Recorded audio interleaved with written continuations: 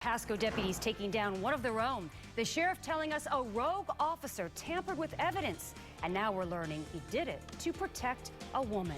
The sheriff telling us not only did Frederic Vetter try to protect a woman from criminal charges, he also tried to get her boyfriend arrested. And we're learning this is not the first time Vetter's actions have been called into question. Our Eric Waxler is live tonight with more on this story. Eric?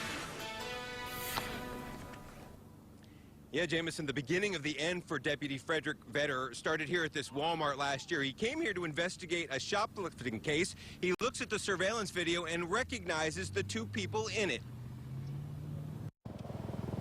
Frederic Vetter was by no means a model deputy during his 16 years with the Pasco Sheriff's Office. He's had some serious issues in the past. We got a hold of Vetter's internal affairs record. It shows several investigations going back to the year 2000. Sheriff Chris Nacco says Vetter had a pattern of not doing his job.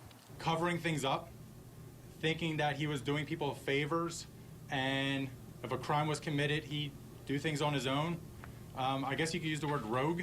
Now comes a tip about a dirty cop that gets Vetter put in jail. The sheriff's office says Vetter was called to investigate a shoplifting at this Walmart last November. But in the surveillance video, Vetter saw two people he knew, a woman and her boyfriend. Authorities say he buried the evidence, warning the woman, but doing the exact opposite for her boyfriend. For the male, he finds out who the male's probation officer is and tries to get him arrested on those charges. No one answered when we went to Vetter's home, which happens to be on the property of Seven Springs Elementary School. I talked with the Pasco School District today. They say they have about 10 deputies living on school campuses around the county under a long-standing agreement with the sheriff's office. But they say they want Vetter to vacate the premises as soon as possible.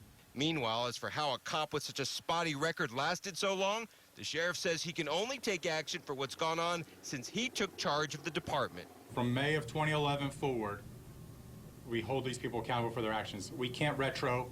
We can't go back and start digging into people's files. The sheriff's office tells me they did finally get a hold of that surveillance video from this Walmart, identify the two people in it, and they are part of a much larger ongoing investigation. As for Vetter, again, he is out on bond, and this is the second arrest for a deputy in Pasco County in just a matter of days. The sheriff addresses whether or not that's a concern coming up at 6 o'clock. Live in Newport Richey, Eric Waxler, ABC Action News.